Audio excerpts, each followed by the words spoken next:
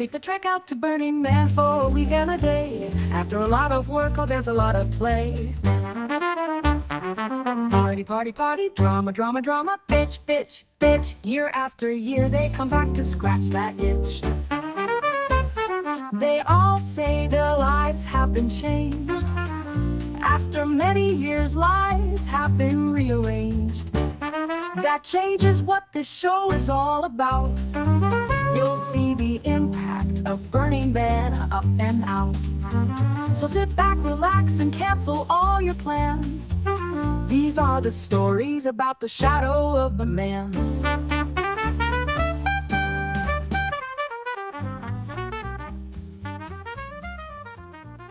Hello, and welcome to the Shadow of the Man Show. I am your host, Andy. Oh, yay, that Andy. Today, our guest is the one and only Dan Miller. Welcome, Dan. Often apply a name, Burning Dan. Burning Thank you. Well, Dan. glad to be here. So, I have all sorts of listeners. Some people have never been to Burning Man. Some people have been going for many years.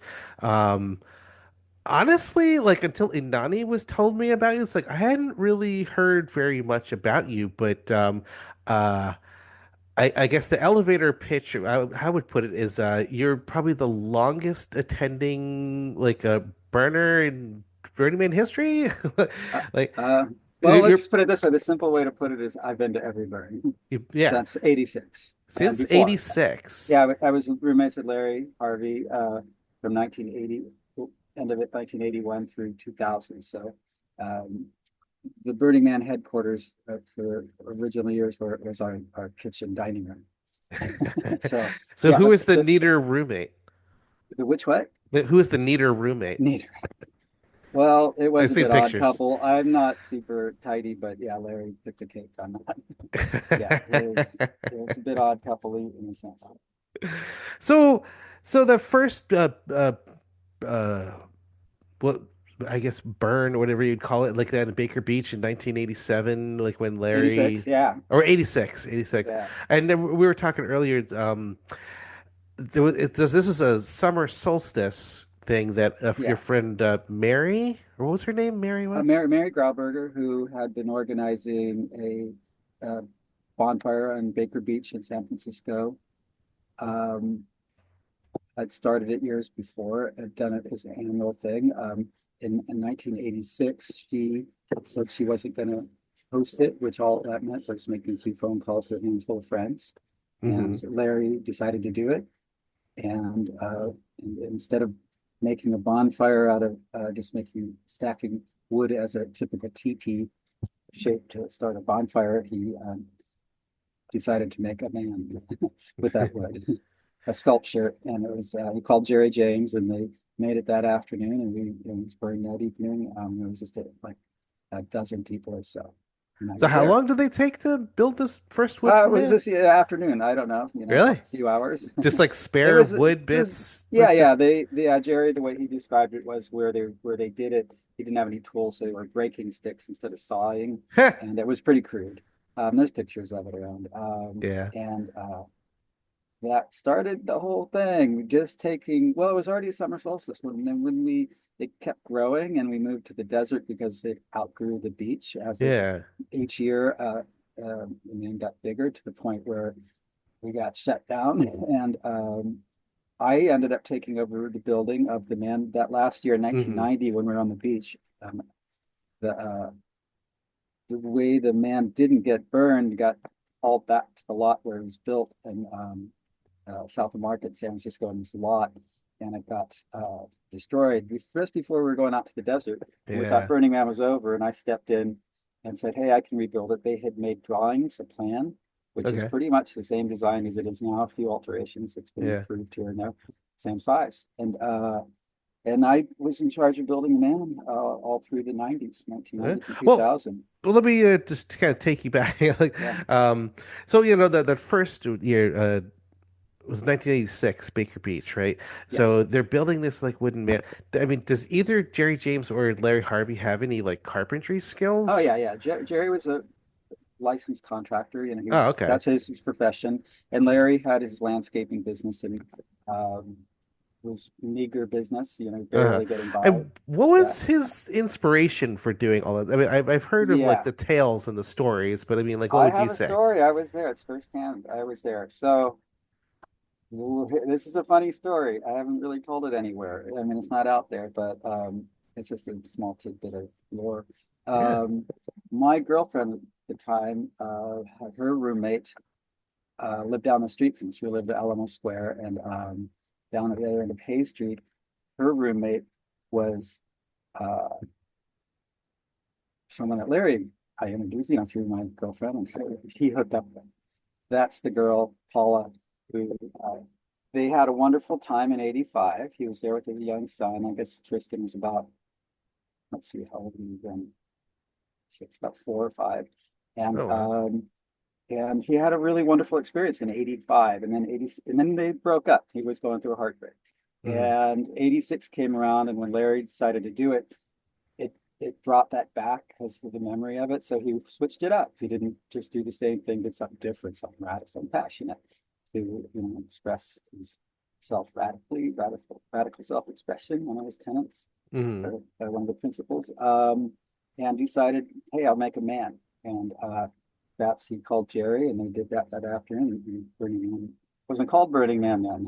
That Hmm. name came along a few years later, but it was already an annual event being So this summer was solstice. Mary's like annual solstice thing Yeah, that he just yeah. It kind was of. she was just a circle of friends, and she was the one who, as I recall it, was it wasn't a particular event. It was just, hey, let's go down to the beach and have a bonfire at summer solstice. Yeah, it's a group of Circle of friends. Yeah. friends. Yeah, Mary was a friend of Larry's prior girlfriend, Janet Laura, who the ceramic artists, Hmm. and so it was a circle of people from art community, the ceramics kind of background, a lot of Okay. folks. Mhm. Yeah. Ah. Actually, that's kind of interesting predating Burning Man and Black Rock City story that Yeah. nobody knows. I've talked to Larry about it, but not nobody else. I'll bring it up here and Sure.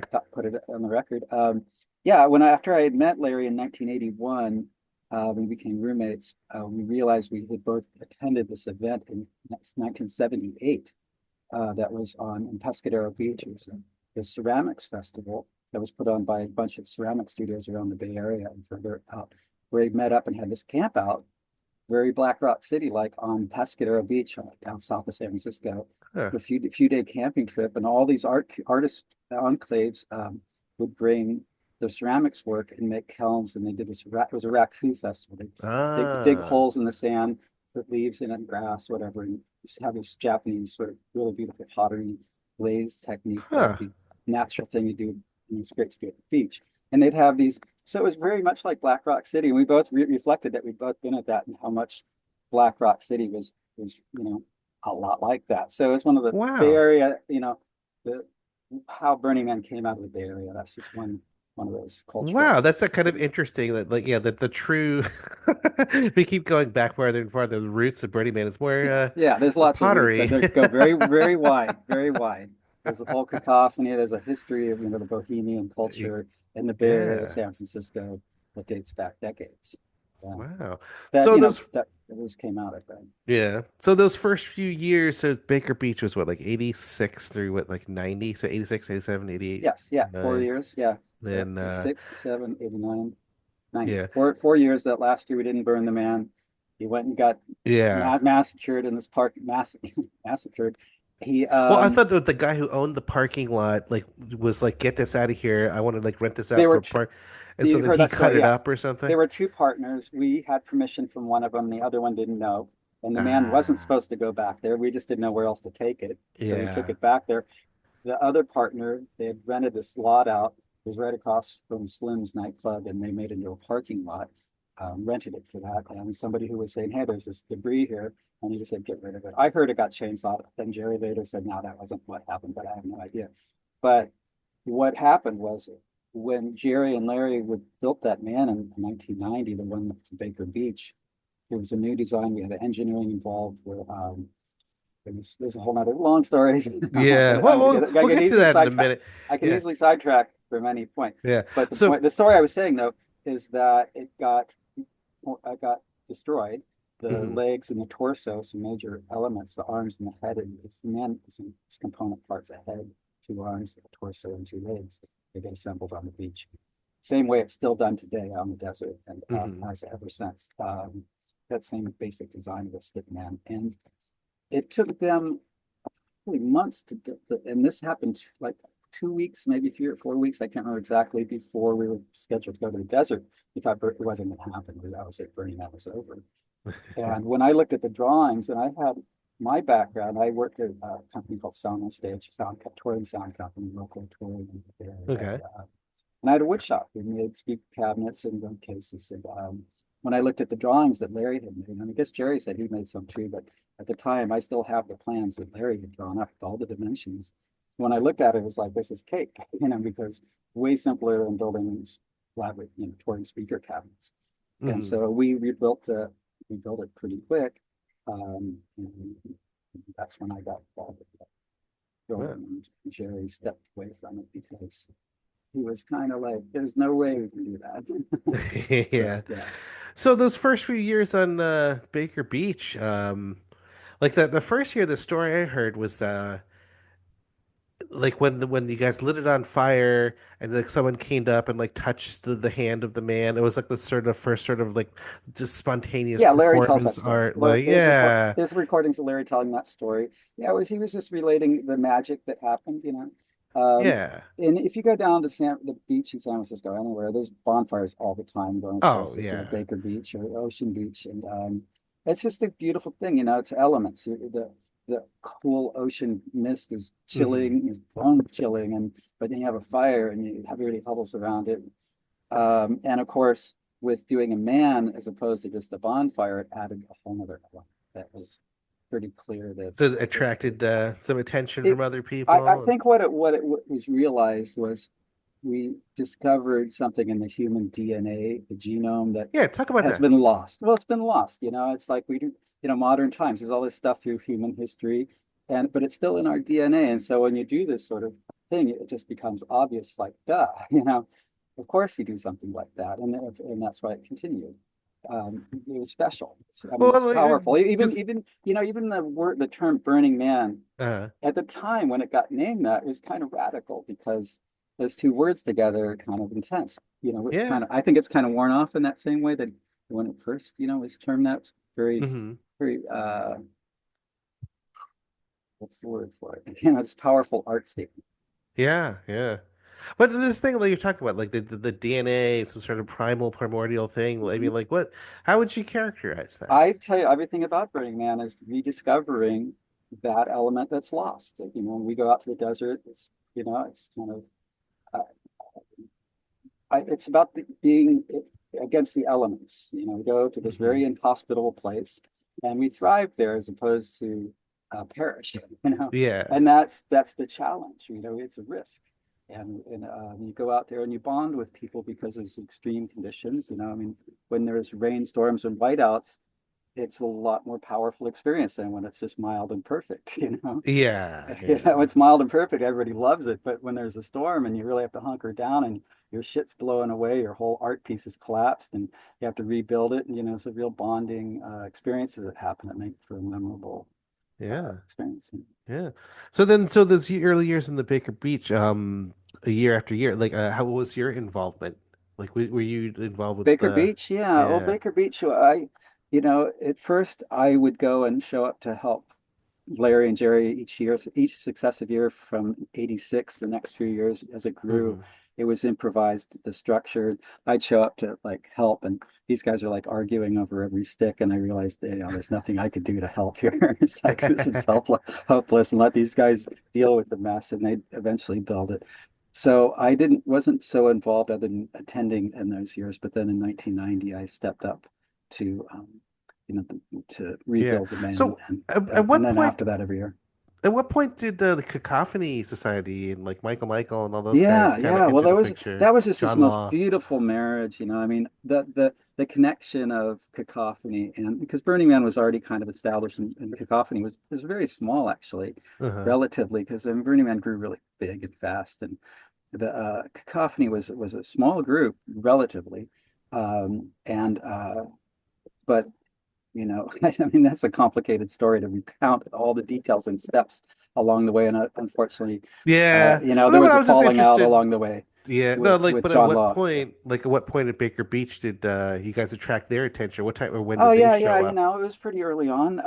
There's a Cacophony newsletter, and they listed that this event sounds like Cacophony, the Uh-huh. newsletter that come out every month, with events that people that were members could submit an idea of an event. And this was listed. I think Michael stumbled on it.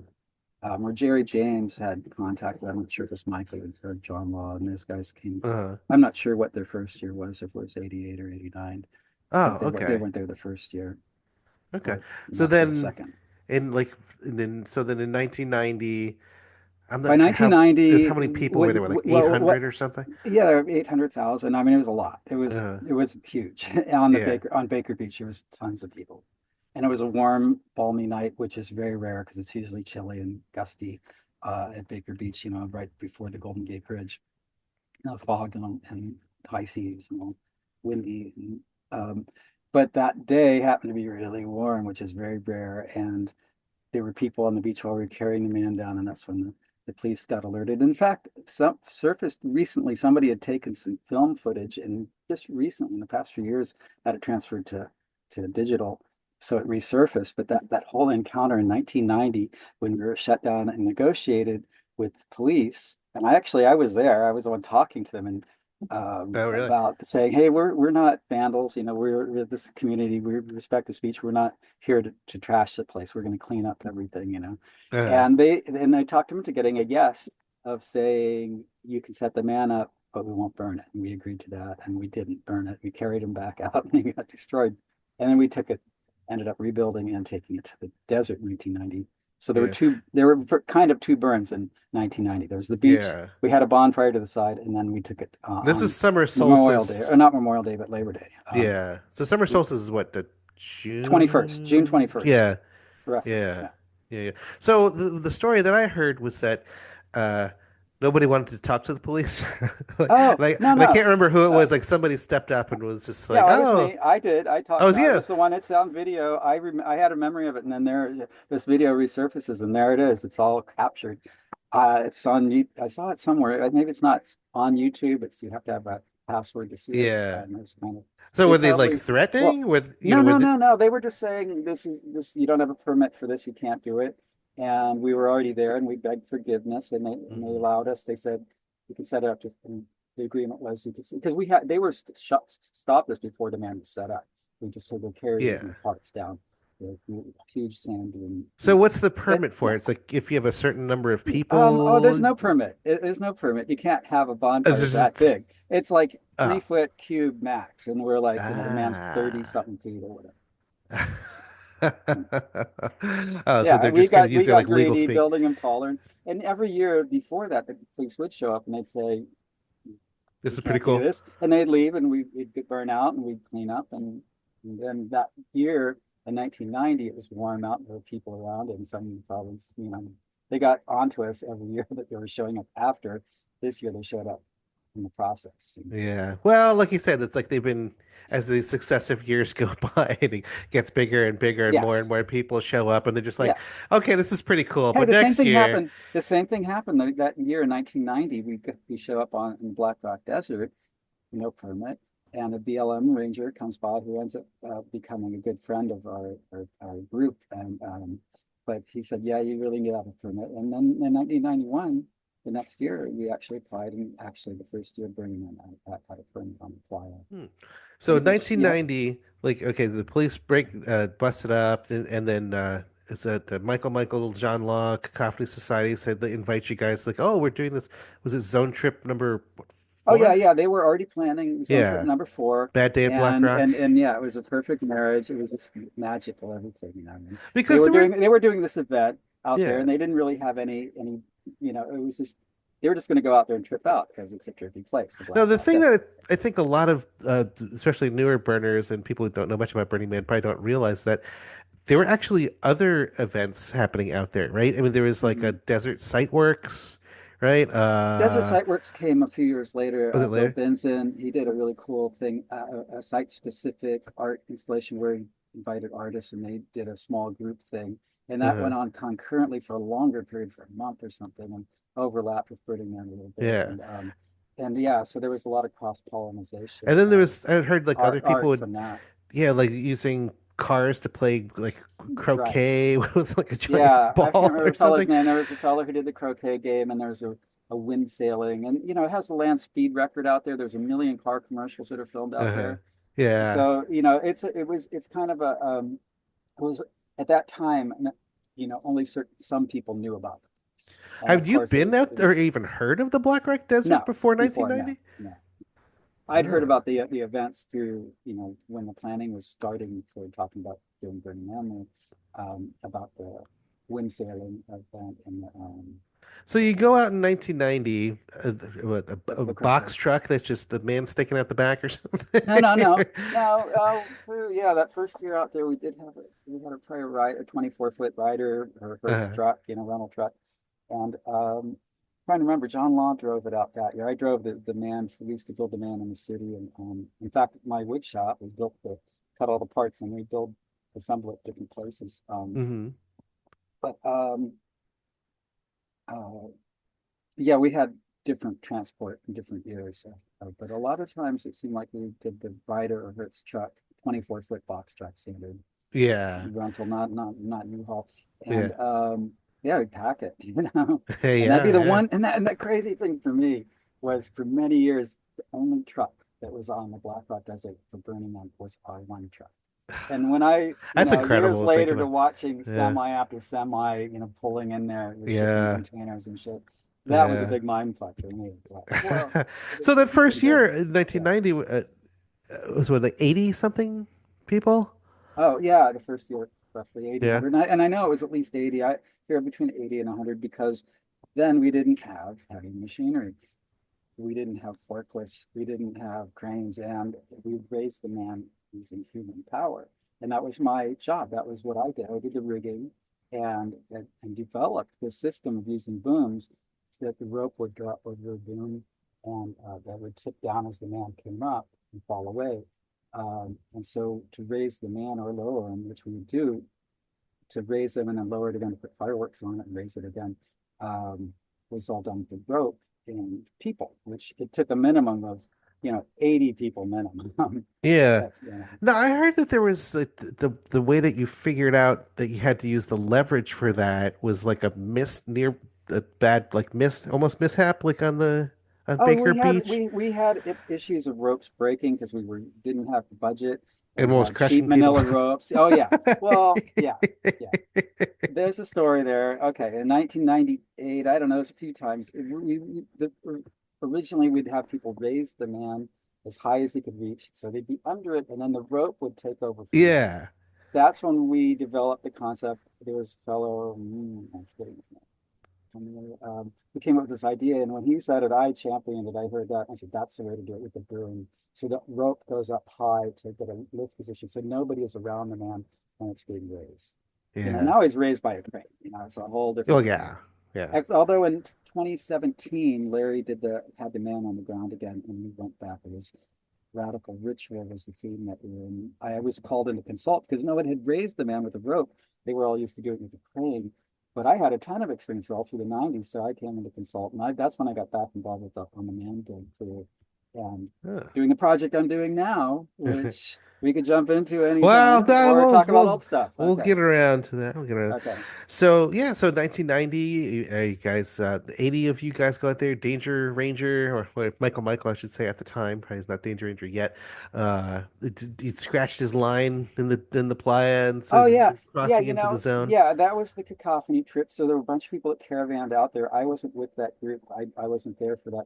At the time when Burning Man happened out on the desert, the cacophony was on trip four. It was, let's say 80 people, half of that, because I actually saw that picture of Michael's drawing the llama stand and Uh, counted. There's about 40 people. So yeah, I would estimate, it's hard to say, but Burning Man had a mailing list already, and about half the people were through cacophony, half were through the Burning Man. And of course, after Burning Man happened for that during that zone trip, the next year it wasn't a zone trip, it was just Burning Man. Burning Man found a new home through that, obviously, because Baker Beach got shut down, and it yeah, was the new home where it became a camping trip as opposed to just one evening like that. Sort of So thing, the first year in on a beach. 1990 was basically just like 80 people kind of Yeah.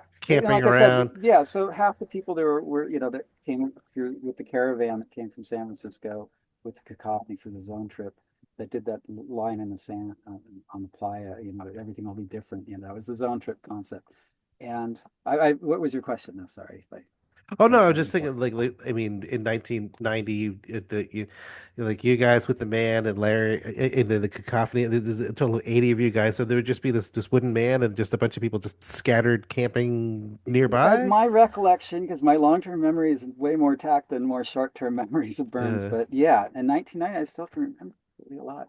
There wasn't much going on. There was no art. There were no theme camps that year. There were few elements, and one of the cool things about Burning Man, watching it over the years and the growth of it, is how small things are still there. They've grown bigger. The Center Camp Cafe was that first year, we set up a Center Camp straight shade structure, which blew over. The it next was a year it stayed parachute, up. right? Yeah, it was parachute. And of course, parachutes catch the wind, Catch wind me. comes. They Yeah. take a lot. They you got to tie them down real good. Anyways, P. Siegel, who started the cafe, she was there that first year and had her RV and was serving coffee out front. And that, little gestures like that grew as time went. I mean, the man is the same story. The temple is the same story. It started by Hmm. David Best in 2000. I mean, there's just so many elements of Black Rock City that started off as these small things and grew. Radio station, just every element And then, started small. And mm, I have lots of early art pieces that grew. The the one that I started, we needed communication out there. People were scattered, and how do you? So I built a bulletin board, standard thing, and it's classic. So I did that ah. for many years, probably 10 years of building a larger and larger, newer, and now there's the client info, but the thing's so big now, and the internet, it's kind of dissipated. But it was one of those cool projects. It And was then fun. I'm sure you know the story of Michael Lyons. Yeah, tell me that. I know Michael Lyons, but I don't know which Well, story he you're did referring the to. first theme camp, right? Like the Oh, Christmas camp. no, I didn't think that was his. That might That's what be somebody wrong. told me. It was I'm like, not sure about Michael Lyons. He said might have been Michael involved, but my Lyons my memory of Christmas that camp. was there was Lisa. Oh gosh, I'm And forgetting what her year name was now. this? Wow, 94 maybe, 93. They did Christmas camp. Peter Doty played Santa, and it was Lisa, and I'm forgetting her last name right now. It was Lisa and Amanda, I think. They're two friends that did Christmas camp, and Peter Doty who played the character Santa, and really made it into what it was. So what was Um, that woman's name again? So but it was but Peter Doty uh, was a Santa, Michael yeah, Lyons, and then what yeah, was it? I could look it up. I'm just No, basing but on the people's other names. woman, I just what was her name? Elisa, picture her face. I'm just spacing on the last name right now. Ah, never mind. Yeah, it's been years.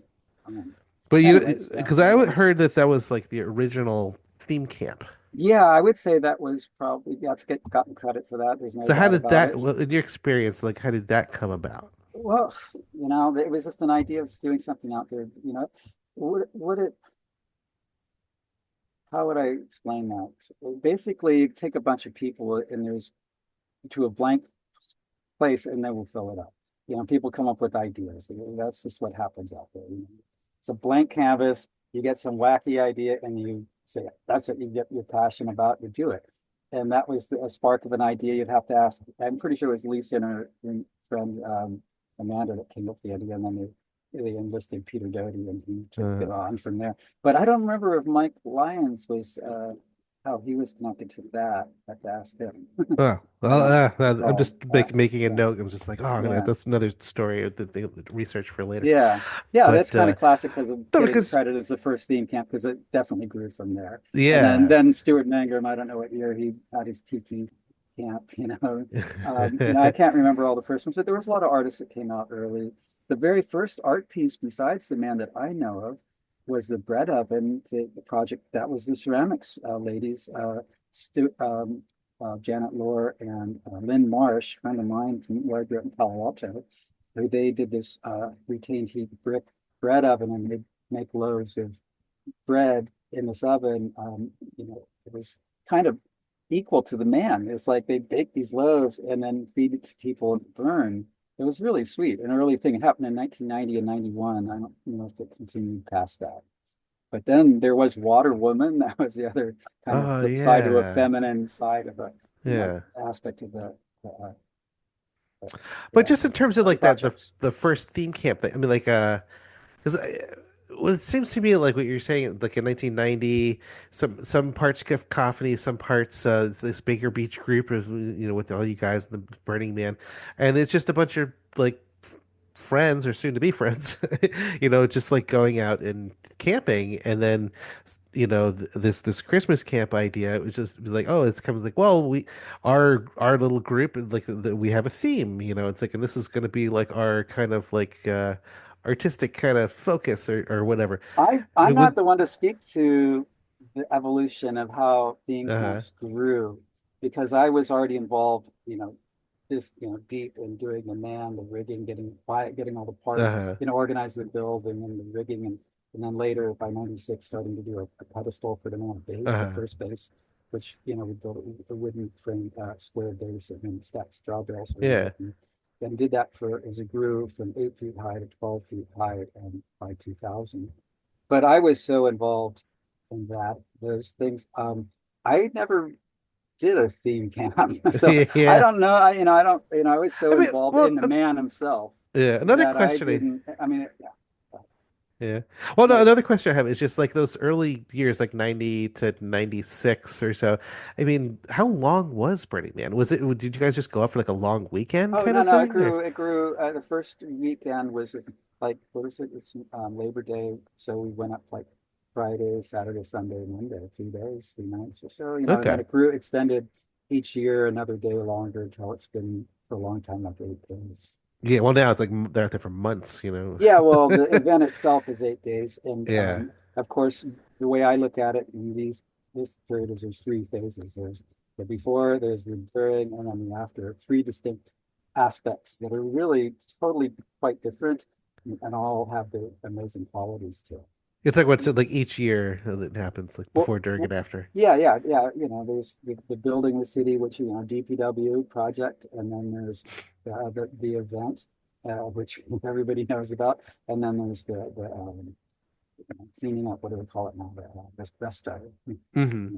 is it, Clay restoration. yeah, Yeah. it's kind of the anticlimactic aspect of doing the project. Doing the building is wild because you know that you're building this infrastructure, the city, and you know that there's this like you're at this vortex, the center where all this energy is coming from all over the world to bring stuff to. It's pretty incredible anticipation. A lot of people in DPW are like, get away from our city. It's overwhelmed. But Yeah. I always was this love how you're building this thing and building the man and the base for the man. You're right in the center of where all this focus is because that's the center of the city. Yeah. And when did the neon first go on the man? That was John Law contribution. That started in '91, I think it was, because 1990 we just had a couple of headlights in the man's eyes when he was shaving Wow. his face, and run by a 12-volt battery with a switch. And um, so '91 was the first year we had the man on a barge. So you ever heard about that? We did this Huh. event at Fort Oh, Mason Center wait, in San yeah. Francisco, and that was a great story. Great story. I'll throw this Okay. in. Yeah, yeah. So in 1990, when we got permission to set up the man and not burn it, and we complied. We set it up. We didn't burn it. It was challenging because a lot of people we didn't have a bullhorn even to tell people that we weren't going to be burning it. And that's so people didn't were confused. Move And along, nothing it's to see here. so yeah. Whatever. No, it was challenging to not burn it. Put it that way. We didn't, but because we didn't, we all of a sudden the next year had this inn that we had a permit basically working with all these departments at part the Presidio Police and National Recreation, whatever they call it. It's a national park. Hmm. Um, and then so the next year we had more clout and we had got this month-long installation of the man on a barge between two piers at Fort Mason on the bay Ah. on the inside of the Golden Gate. Um, and because we had that relationship of not burning, uh, allowed to set the man up and not burn it. That was just a really sweet thing. And it's grown from there, obviously it grew. Look where we are now. But those are the Yeah. roots and some of the beginning Well, I moments think of that you guys said challenges. Yeah, you guys set a precedent like with the authorities, it's like Yes, that you will respond to them, you will listen to them, you will yes, you will work right. with them. We had a So working then, relationship. yeah, Yeah. so that leads me to like the next question. Is because when you guys go there in Because I 1990, say before that we were entirely punk guerrilla, and then yeah, yeah. that was a first toehold in. It's funny, most people think Bernie was hippie, but it's more punk than, Well, yeah, definitely. yeah. But so Hippie, in but both. 19, It's crossover. Yeah. Everything. It's yeah. everything. Oh yeah, It's of always course. been everything. Yeah. So in 1990, you're out there in the Black Rock and the Black Rock or the Bureau of Land Management, like rangers come around and say, "Hey, you need to have a permit for this." Like, who's the or what is your organizing entity? I mean, or is like Yeah, it was very who puts their loose. name on that? Yeah, it was Larry. I mean, the funny thing is when the police would show up, I think there's an 89, the police show up, because they'd show up each year because someone would see this bonfire and call the police and police would show Hmm. up. And there's a video from 89. I actually had a video camera I gave to a friend to film stuff, and it was caught on there where um, the cops are coming around saying, "Who's in charge?" And a friend of mine, I forget his name right now, was playing like this cymbal. He had a cymbal, and they came to him and said, thinking he's in charge because he's a musician, he's playing music there, and it's funny because that's on recording. Him saying, "I don't know who's in charge," and Larry and Jerry are like hiding somewhere. It's just kind of funny. But I mean, did they actually form like a company or something? Like, because like, how do you like? Because when Ooh, you get a permit, like somebody has to, yeah, oh there yeah, has to yeah, be some yeah. sort of There were organizing some, entity, see, right? I didn't do that side of it. I was strictly nuts and bolts doing Yeah, mechanics. yeah, And I left all that. I didn't participate in that. But yeah, that's what Michael and John Law and Larry, they formed a LLC or something. No, no, it wasn't LLC yeah, at first. They did some kind of business partnership that something. then became an LLC later. But there were steps of being more business-like. And, Michael, you could ask him about all that stuff. Yeah. I guess we I might talk with have him. interview him in a couple months. Yeah, Yeah, yeah. yeah, yeah. He But he he could talk about all the so that organizing. original, like, I They guess, had offices at some point, and I was really busy. See, my involvement, I didn't get involved with the business side of Burning Man because I had a full-time job as a hmm. sound engineer. I was managing a sound on stage sound company, touring sound company, full Huh. time. So this was just a side gig. Yeah, But I yeah. was full in on, when it came to doing it and building the man, getting it out there, raising it. So it's nuts and bolts. So I So was then more on the this technical side. kind of all sailed along somewhat smoothly, I guess, until 1996, right? And so that was probably the one Yes. of the big kind of Yeah. change years. I mean, there's Yeah. a Yeah. couple of like That's the classic. mileposts, but like, yeah, no, like Yeah. as we're, 96 was a huge change yeah, because it outgrew the system, the style of form of the anarchic style that it had been where, it was a car event. And, the way it evolved was ditch the cars, park them, drive in slow, park them. Before then, from 1990 through 96, you could tear off, we'd do shit. It was a car event. You could play with your car. You'd go out. I at one time, reclined my seat with the foot on the accelerator and took a nap in your car, out there. It was that vast. It has the land's world speed record out there breaking the sound barrier, and a rocket with wheels on it. So, I mean, yeah, you could zip off. There's hot springs, wonderful hot springs surrounding it. yeah, They're closed off now because they'd be overwhelmed. yeah. But back then, that was part of the event. You take a trip to hot springs. When they did the famous drive-by shooting range, did not happen at Burning Man. It happened over by Trago Peaks by the hot springs. There's a side road on the east side of the playa, and there's a mountain there. And that's where So the drive-by shooting range, like what years would oh that God, encompass? Like, was I that don't know. early or is it I later? never actually participated in that. I wasn't into Ah, the gun thing. Guns weren't my thing.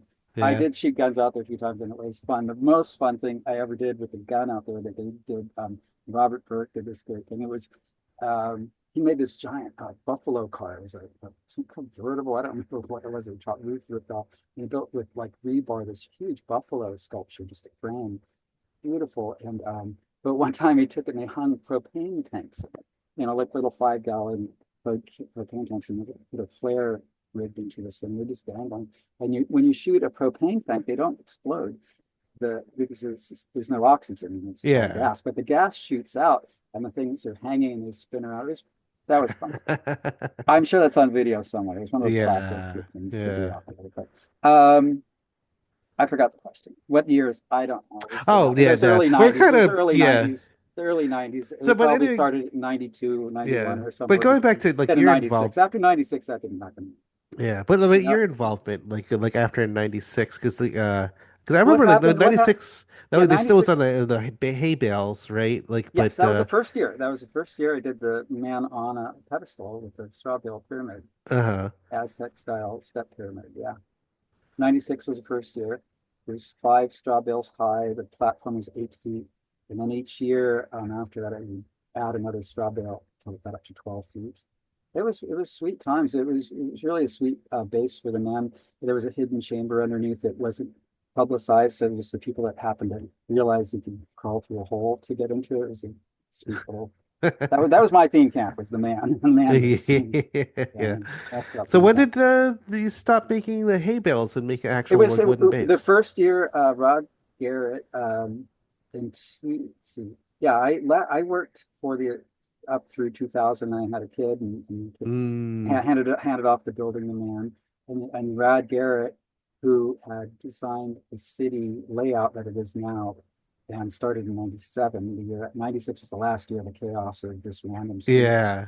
Very few streets. There were streets. There was two, the inner circle and outer circle in the 4 directions, and V where the man was the no man camp. And that's evolved into Rod Garrett designed the city in 97 that was on Wallapai private property. Yeah, remember And that? he designed it up through, I don't know how many years, what do you think? But he did the first base that was much larger. They used a crane and they ditched the whole rope and people racing. And that started in Yeah. 2001. It was just like a big A, it looked like a letter A, and man was on top of it. Oh And then the next year yeah. it was like a lighthouse and the theme was a floating world. And I still attended and participated, but just as a participant, not. I So you said what? retired. So what year 2001 or no? When did you stop? Last year I did Or you start Burning working? Man. Working was 2000. I was 2000. a cleanup manager. DA was on my Okay. crew, who's the famous guy Dark who's been Angel. doing it since. Yeah, Dark Angel. Uh-huh. Yeah, he was on my crew on the special. So we developed the whole thing of no burning on the playa because it was talk about ceramics and fire the playa and create a rot stoneware. So we Yeah. realized you had to put something to protect the playa or elevate the fires, and that started in 2000. We determined that Bob Stahl was in engineering. I don't know if you've heard his name. Uh-huh. He did a lot of great things Is it the on. decomposed granite? Is that what they use? Yeah, as they use because it matches the same color and it's something you can get cheap in abundance. And so Uh, they put it over under wherever the fire is going to be, and then come along afterwards and scrape it up with the front loader into a truck. And so in terms, there's mountains of that stuff yeah, on the ranch on the side of the playa. So yeah. yeah, So in terms of like working or volunteering or building on the like you kind of had taken a hiatus from what 2000 when did you could you ever go back and are you were I've you been work every year. I've been every year, and what I've no but done in terms since of like 2000 working. years. Yeah, myself, I've just done private, personal Oh, okay. projects. I've done art projects every year. I've been out there every year since. Okay. I've not missed a burn since '86. So I've done Yeah. No, but years. since so 2000 like what have you been like Oh whatever what yeah. have been your art Well, projects? yeah. Well, my art project in 2001 was having a kid and bring. He came out at 7 weeks old. My son Philip, Really? now 23. Yeah, he's been to Wow. many burns. Yeah. And Wow. Well, as okay, side yeah, note, yeah, if it's your son. yes. Yeah. I would love to interview him for my show one of these days. No, because Yeah. like no, the whole Yeah, it'd be concept of interesting. my show is that the shadow of the man. It's just like Yeah, what changes has these, has yeah, Burning Man kind of like or what impact has Burning Man had? And so right. so like when I was talking to Coyote and I was running through, it's like how old were you Right. when you first went? And like how old are you now? And it was like how many years? Right. And then I was like, you realize it's like more than half of your life. Yes, yeah, And totally and with he me, was of just like, course. Yeah. wow, yeah. Yeah, I realize that. Yeah, but I would love to interview somebody who's literally spent their entire life at Right, Burning Man, right, right, and right, right, and right, not only right. that, they Yeah, still he would be go. one. Yeah. Yeah, Yeah, he hasn't been the past couple of years. So he's been, but yeah, been to probably, I don't know, yeah, we can talk at about that least later. 16 of Yeah, them or so. Yeah. yeah. Um, So yeah, some of you your know, art projects and things you worked on since I would 2000. like to back up actually, Sure. because what something you just said. Um, how did you first go and how did it change your life? And it's Well, kind of fascinating because I knew that was this kind of theme of your show. yeah. I And mean, so we'll it get made me back think to that about in it. the Okay, yeah. okay, sure. But no, you can like preview like a little Well, let me just say, I'll yeah. just go on because I Yeah, don't know what else we're talking about anyway. yeah. Um, at the just the gosh, I wish I had the vocabulary right on the tip of my head here. The the the social fabric, trying to Uh-huh. think of the right words of the scene of the Bay Area, San Francisco, in that era. I mean, I think of my childhood growing up in Palo Alto. One thing that really influenced my uh, outlook and direction at the time. I mean, I can encapsulate it. There's a movie that was, as a teenager seeing, maybe you've perhaps saw it, Heroin Mod. Oh You yeah, know yeah, what yeah, that movie? yeah. Yeah, very inspirational as a teenager, as kind Love of the it's car. very, very creative. Yeah. There's that character Maud, who's Uh-huh. Gordon, who, it's just that there's an art scene that's happening in the background in the Bay Area. My youth. That's what I think, and what I was mentioning that that art, that ceramic raku festival, things of that nature. It was already happening, and so when Cacophony, hooked up with the freedom of what we were creating at the Burning Man thing, and we go to the desert, it was just the natural next step. And of Mm. course, it's blown up. It became viral, I guess you could say. Yeah, Where yeah. Burning Man is like pretty well known everywhere nowadays, as Yeah. opposed to back when we were starting it, nobody knew anything about it. It was definitely small potatoes and underground. So, Yeah. watching it grow where we get on the front page of, you know, the New York Times or something was a really huge, like, oh my God, right? Or even Larry getting on with Charlie Rose, because we'd sit in the living room, we would watch Charlie Rose all the time, and imagine that he got to the place where he's on Charlie Rose. There's steps along the way that were really wonderful. It was like um, kind of just heady times Yeah. through the Yeah. 90s and Yeah. beyond that. So So to anyway, say how getting it's affecting me or changed my life, it just was my life. I mean, yeah. it's Burning Man's all the time. I've been Mhm. to every one. To me, it's like, no, it's just I've been to one. It's always, that's the way my outlook. Yeah. So All very right. good. Well, no, we'll talk. We could talk some more about that later too. Okay. But I just want to kind of finish up, with your kind of Okay. like your Burning Man experience. So then, so after 2000, you do your own projects on the playa.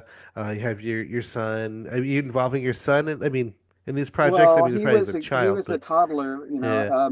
he's been involved, I guess. Yeah, I mean, Uh, the projects I did were more family, small stuff. hmm In 2002, I made um, uh, I took a boat and converted it into a hot tub, which we mm. called the yacht tub, and it was a nice family project. It was an art car. There was a hot tub. You could cruise it, hook it up to another art car, and show up at a party or something. And there's a hot tub at the there's theme camp.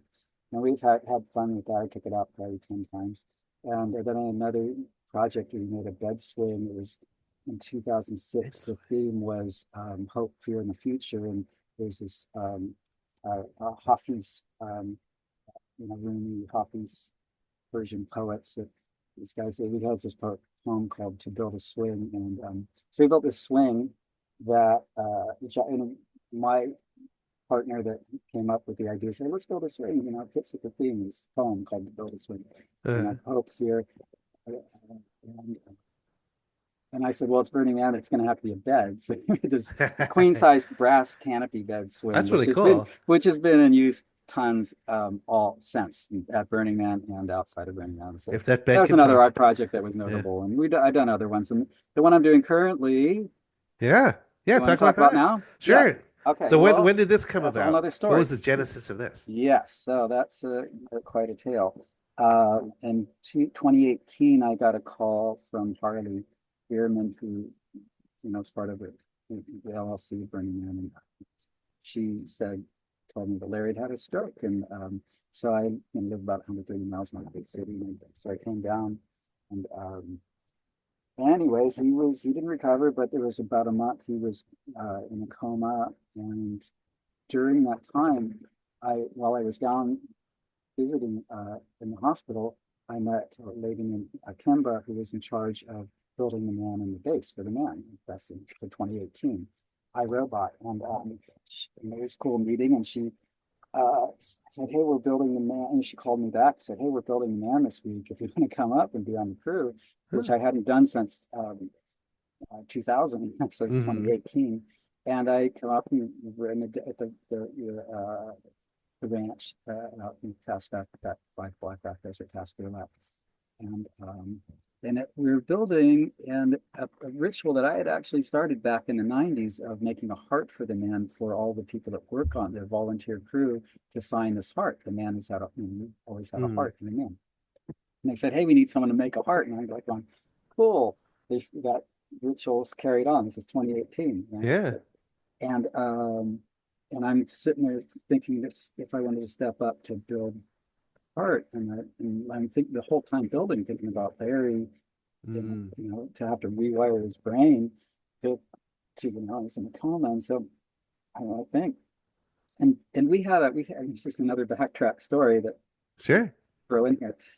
When we would build the man back in the 90s, there were no scraps because we take all these cutout scraps and all the crew would take different scraps and make sculptures, and we'd have a builder's burn. We'd go down to Ocean Beach and have a bonfire with all these small sculptures that everybody would just cobble together with the scraps.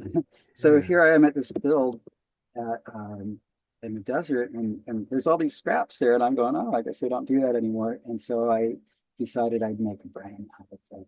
Instead of making a heart, I'm gonna make a brand. So I just spontaneously I made this brand for the man. Oh, here's a picture of it. This is that first year. You can see it. Let's see. Let's describe Yeah, it to people. It's like yeah. curved Well, wood pieces. yeah. There's this egg. I found this stone that was a perfect egg. I put that in the Okay. middle of it there. It's kind of like it's under a Oh, mesh. So this is yeah. just a frame. It's very rudimentary. Here's that same brain that year got covered with styrofoam great stuff spray. Oh. And I ended up putting on a bike trail. That's such a long story. Uh, I've gotten sidetracked again. Anyways, well, I no, made no, this because brain. that's what we're talking about. Like your project, the man's brain, right? Yeah, there was an evolution, and it's still Yeah. going on. And it's So 2018, you're asked to so make yeah, this so man's yeah, brain. yeah. They said who wants to make a heart, and I'm just like saying, oh, I don't feel my heart's not into making a heart. I'm making a Uh-huh. brain. So I made it to scale. It fits in the man's head. It's designed to go in the man's head. It's like sets on top. Hmm. Um, and the what's that picture? There's a picture in 2019. There's the man. Uh, Yeah, I showed you oh the yeah, you brains. can totally see the rain. Yeah, Yeah. so that's 2019. Anyway, the thing about the first year, 2018, that was 2019. Okay. This brain that I used great stuff, right? It's foam. So it Uh-huh. was determined they didn't want to put it in the man's head. So Yeah, I was gonna I say you come out to the burned event. that. I come out to the event. No, it didn't. It Uh, did get burned, but anyways, I didn't get put in the man's head. Okay. I came out and looked up at the man, saw it wasn't in his head. I went and found it. And they said, "Oh, we couldn't put it in there. It didn't work out. It's Uh-huh. styrofoam. You don't want to burn it. It's toxic, whatever." So I said, "Oh," and they said it's in the base under the. So I go get a bike trailer, and as this picture shows, it's on the bike trailer, and it's hollow, and there's a slot at the top, so people can write a thought in it and put it in the slot. Ah. And this became the ritual and the project is so I make a brain from the scraps. I go up and build the man from the scraps, from the man's ribs Uh-huh. predominantly, the scraps. And then I bring it home with me to finish building out the brain and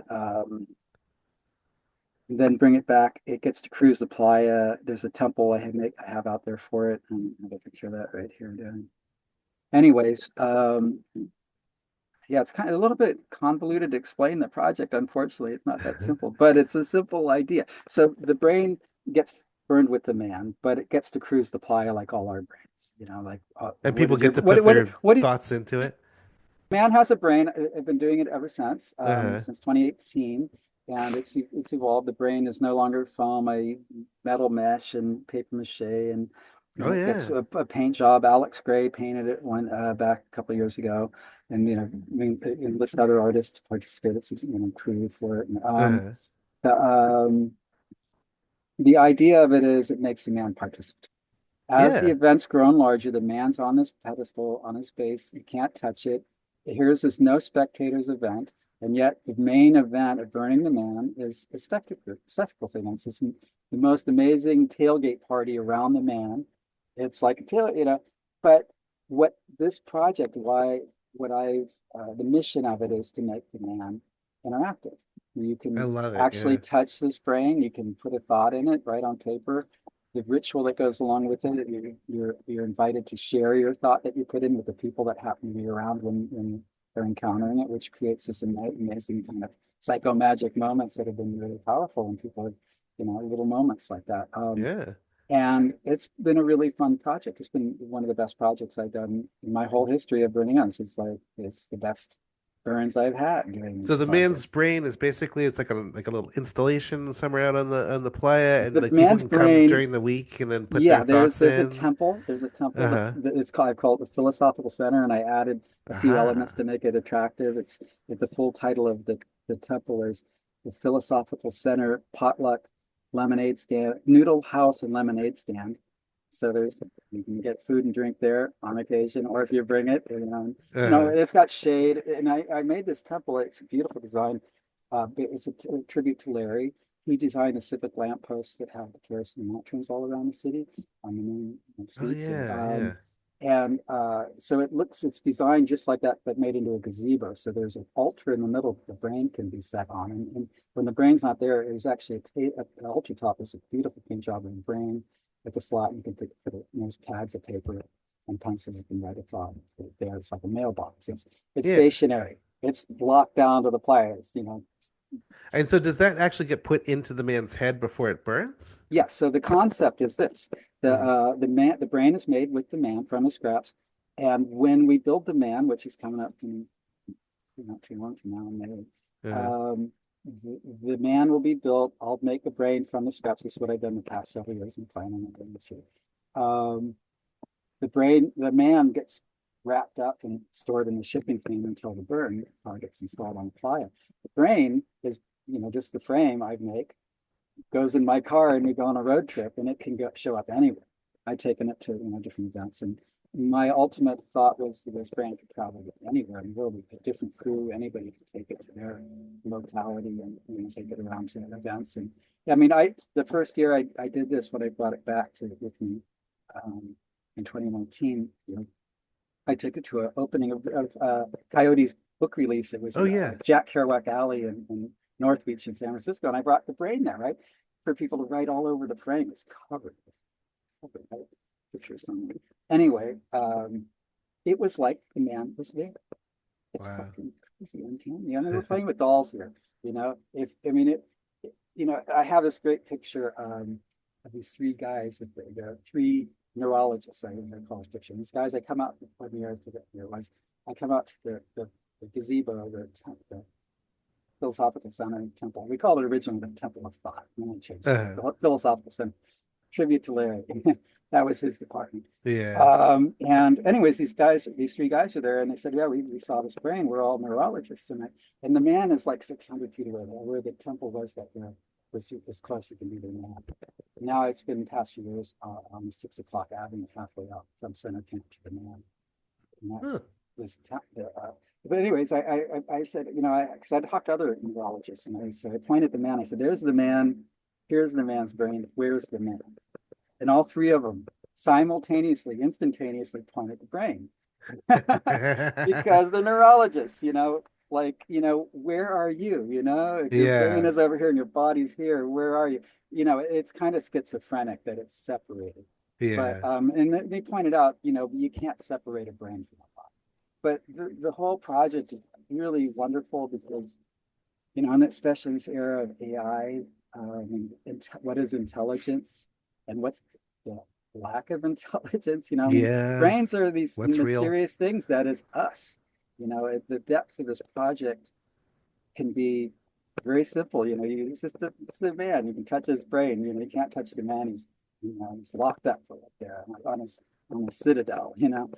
So since Um, 2018, you've done this every year? Like it's like yes, you'd use the yes, every scraps year. and Well, yes, except for 20 or yeah, 21. yeah, yeah, Yeah. yeah. I didn't do that. I did. I went to Mexico. I went to a peyote And then man another on a desert actually down in Mexico. question I have is like this caveat magister and the Stuart Mangrum like part of Yes, things. I know like yeah, I've tried to talk to those guys. You know what? It's because sad. they do the whole philosophical center thing, right? Yeah. Yeah, they do that. Guess what? Okay.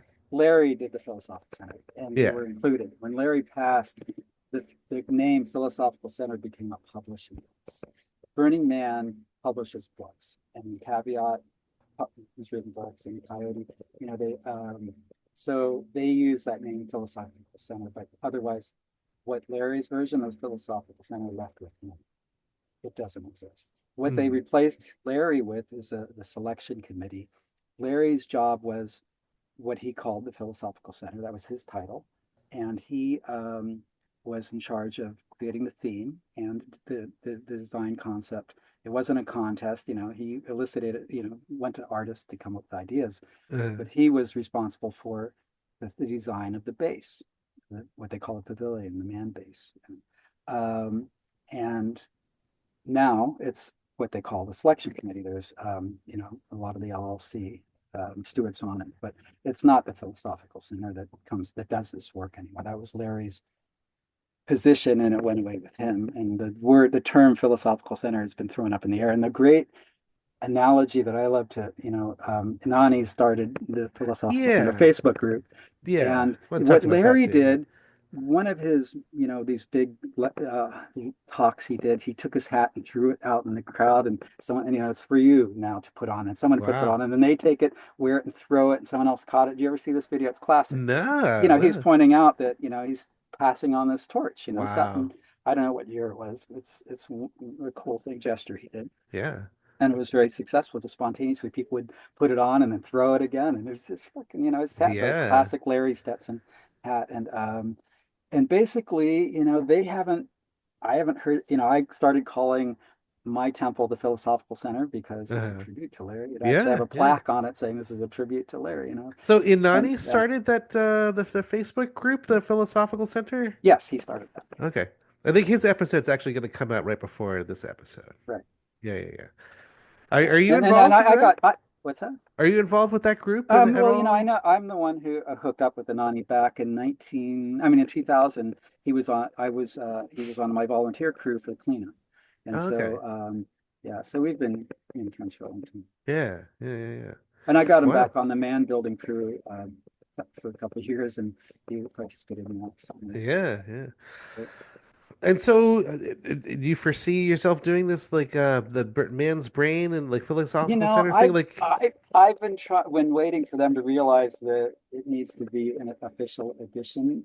I proposed that a few years ago, saying that yeah, this it's a brain should double-edged be. sword. But they said, look, we don't want to take it on, but we'll support you in doing it. You can't transfer it to somebody else. I think that's pretty wise But because to I mean, me, yeah, it's fine. It's fine. I've been having because fun with it. To for me, what it's you're total talking about cacophony. It's is total cacophony. beautiful. Yeah. Yeah, it's wonderful. I mean, it fulfills like all the The things you're reason talking about. why I think it should be adopted more so, because it's kind of schizophrenic that I'm doing it separate, it's not at Uh, home.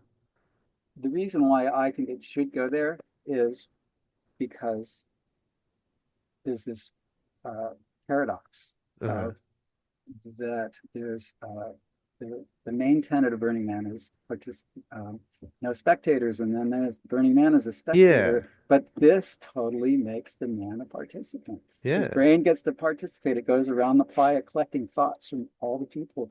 Everybody's involved, included anywhere in the world. The brain, it can, before the event, before it gets burned, it can go anywhere. So it's an yeah, ambassador. I take it around to events and stuff, just randomly wherever. It's on a bike trailer, and you can put a thought in it.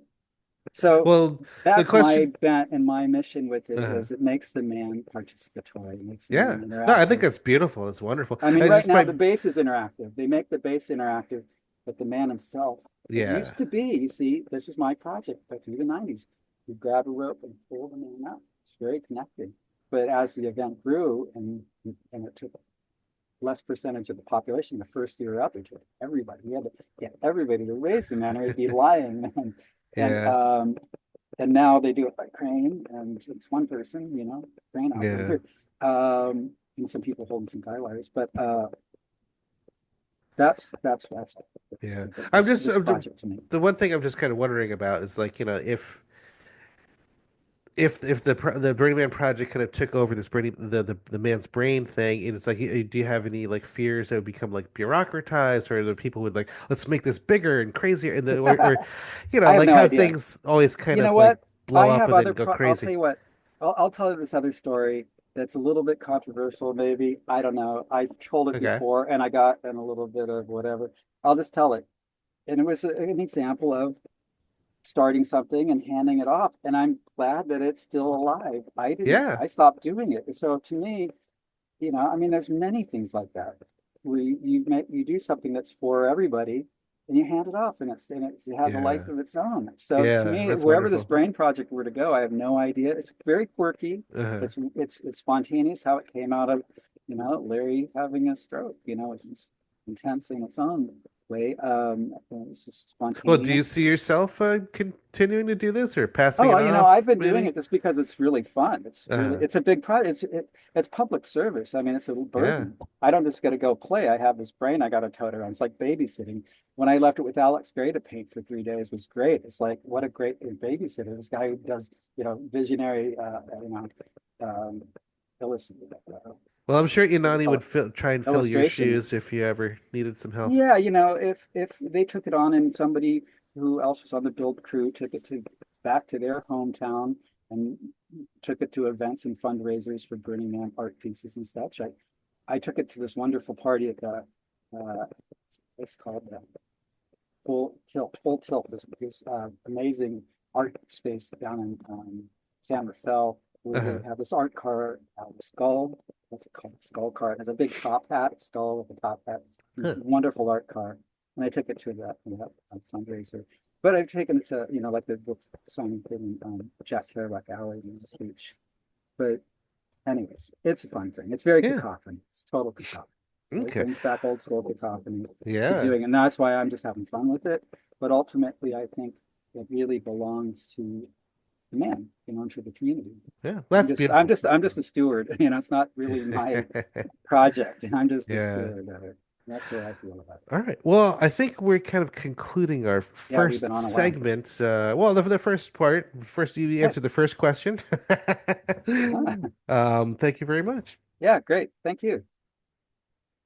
So now let's move on to our next question, I thought which, we were over. You're just starting. Okay. well, I just kind of a little gap because I'm gonna Yeah, actually like split this up into two parts. I got you.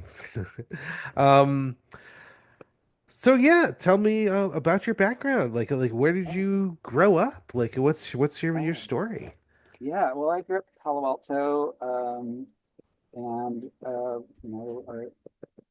San Francisco, just up the street, peninsula, and our playground was between the Baylands, on the south end of the bay, down Palo Alto, the harbor there.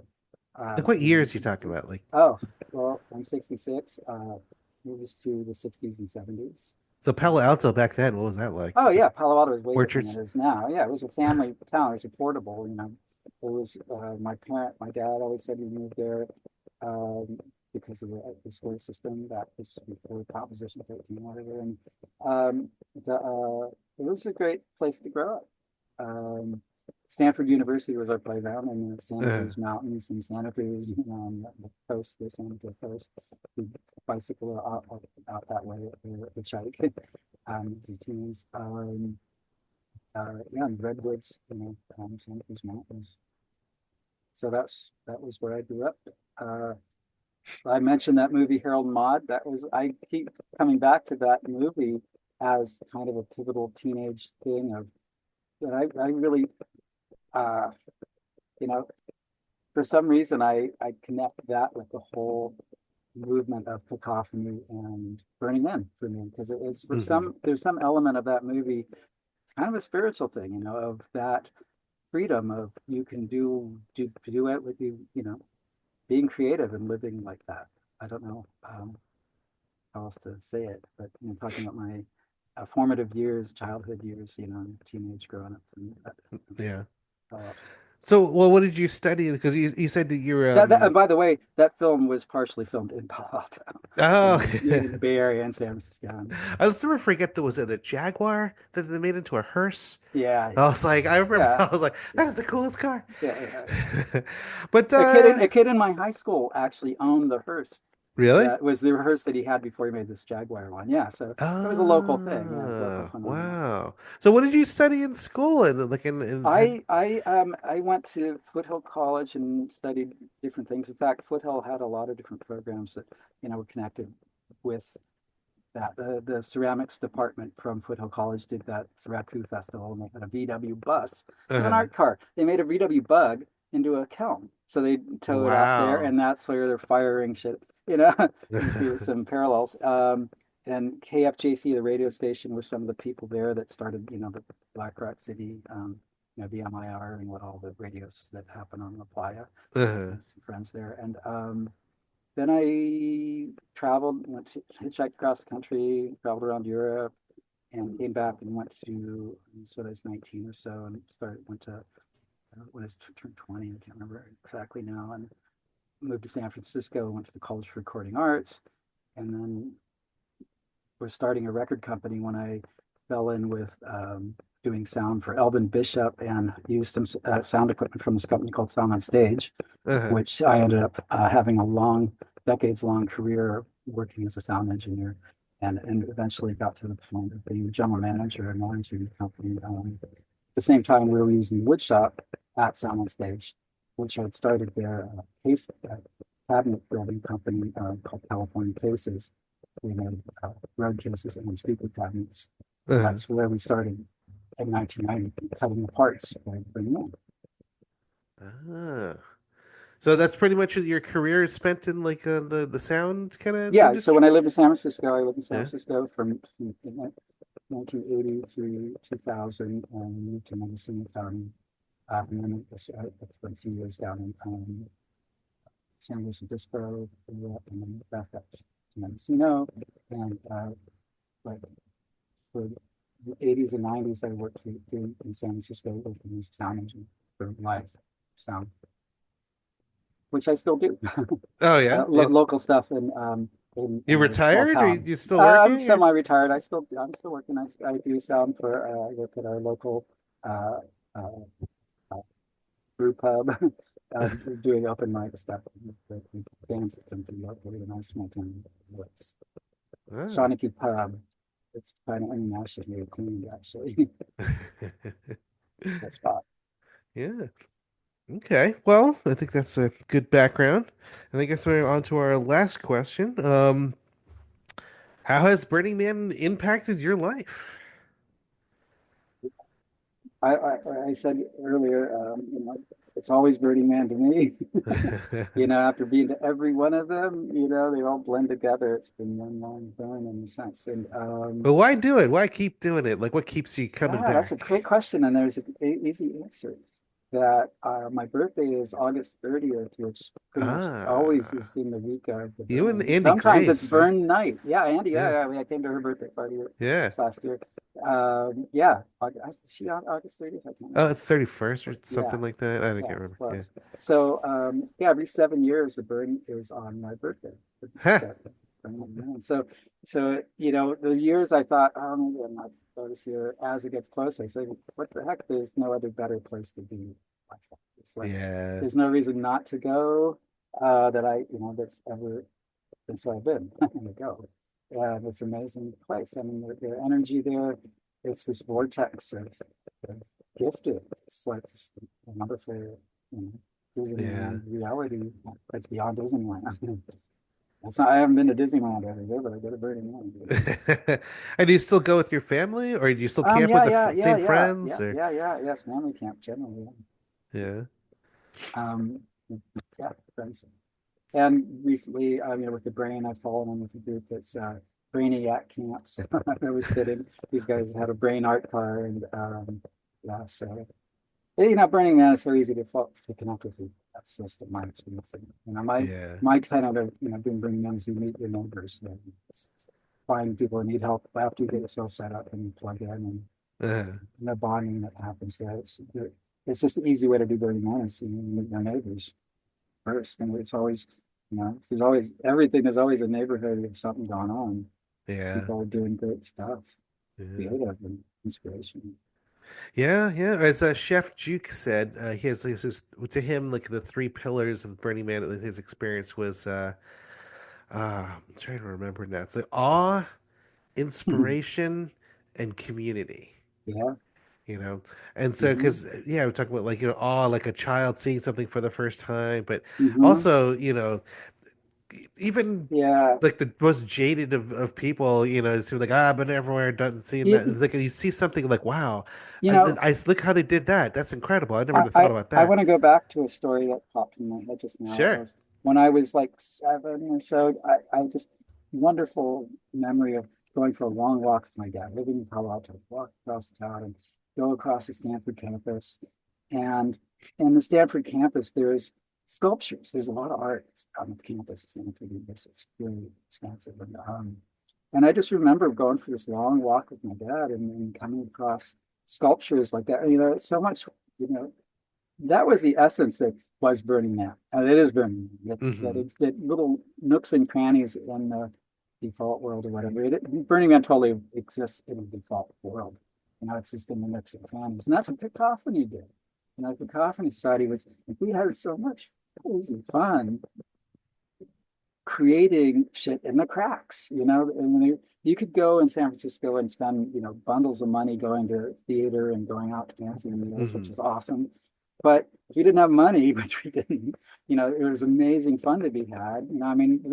Just, like the New Year's treasure hunt during the Chinese town, uh, New Ah, Year's parade. And there's just thousands of people and mayhem everywhere. And you're running around trying to navigate with a crew of people to solve these uh, what do you call it? Solve whatever riddles or puzzles, the yeah, treasure hunt puzzles, yeah. amidst I this did some of those craziness. I things. mean, Yeah, yeah, yeah, yeah. Cacophony yeah. it was super. And Burning Man is just all part of that, Does that way Cacophony of life. still like do stuff like that in Burning Man nowadays? I'm Or? sure. To me, what kind of put the end to Cacophony the way it had been We all was got old. very simple. What happened was, um, well, this Burning Man was big. A lot of people put energy into that, but it was the internet because you Mm. know what we call snail mail. Cacophony existed in that realm of snail mail. Every month we get this newsletter. It was like you're waiting for that subscription to come in, and there'd be this list, and it was very analog, extremely Uh, analog, fully snail mail. So when the internet came out, Scott Beale, have oh you yeah. interviewed, Scott Beale? Yeah, he started the squid list, Uh, and it was basically a listing that would come out, I think, I don't know, every day or at least every week of all the shit happening. So all of a sudden, it kind of like you didn't need to wait for this letter to come in the mail that was custom sent out with this printed, monthly schedule of events that people listed things and, people could, it was way quicker and more immediate. And living in San Francisco, I'd go to 3 events in one night. I had my motorcycle, you could park anywhere. And, hmm. and when I moved to Mendocino, it was massive withdrawals, from that amount of cultural activity in San Francisco at the time. Hmm. But I changed lifestyles big time. Yeah, yeah. Yeah. Well, that's like it happened with me too. It's like my son was born in 2008. My last year in play was 2011, and now 2024 is my first after 13 years going back Yeah. when my Yeah. son was 16. Now he's 17. Yeah. But life intrudes, and Yeah. Yeah. Hey, my son Sage, he went to Burning Man. He's 7 weeks old. uh, We were like stir crazy at home, had a home birth, um, and I didn't think we were going, but I had a camper in my truck. And they said we had tickets, so let's go. And that's 2001. He was born just before the burning, 7 weeks, and we thought, well, if it doesn't work, we'll just leave, yeah, But we were yeah. stir crazy at home. It's like, let's go. Camper, and he thrived. And we were there for like 5 days, and it was wonderful. And And he's been going he every went, year since. he went up till he was 3. So first 4 years of his life, Okay. at 0, then at 1, 2, 3, and then he didn't go for like 5 years, and then he came back when he was 9 or so, and went for pretty much straight for a number of years. And anyway, so It's just I'd kind be of funny interested to to see his interview. yeah. No, but that would just be interesting to think, it's just like, oh, that's what my parents do. That's so boring, Oh, no way! like, No, he loved it. or to be like the, 5 or 6 years old, like, jaded burner. He was like, oh yeah, No, you should have seen the things no, I thought when I was two. it's a great playground, no doubt. For Yeah. kids.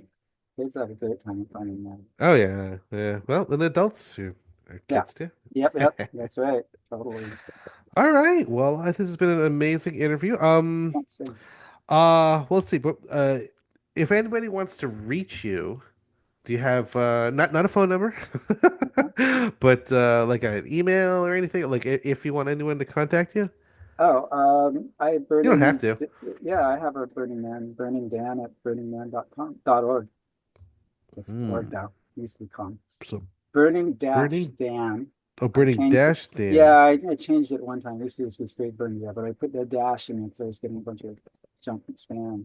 Yeah, it's Uh, burning hyphen Dan at burningman.org. yeah. Okay.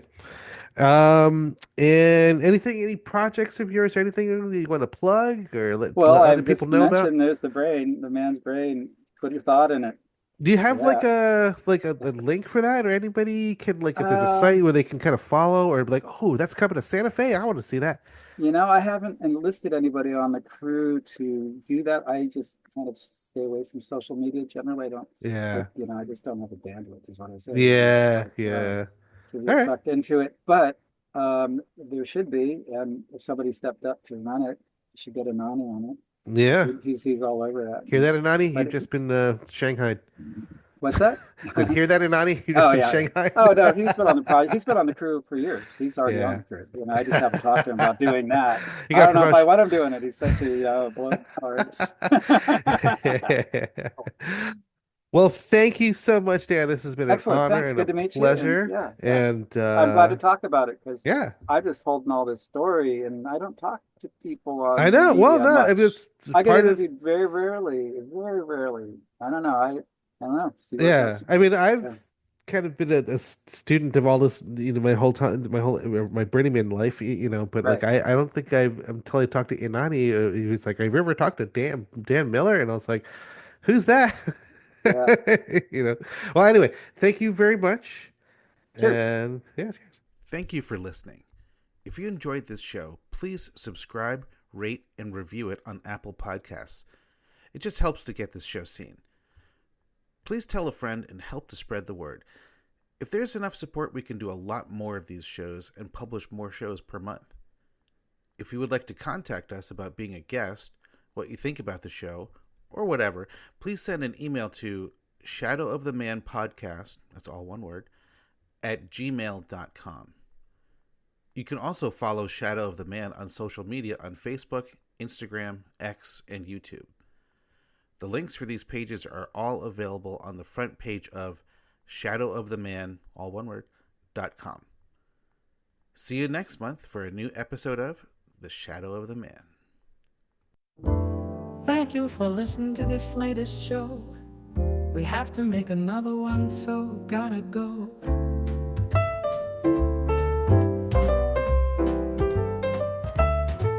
Don't worry, for next month we already have one in the can. Very soon you'll be listening to a new Shadow of the Man.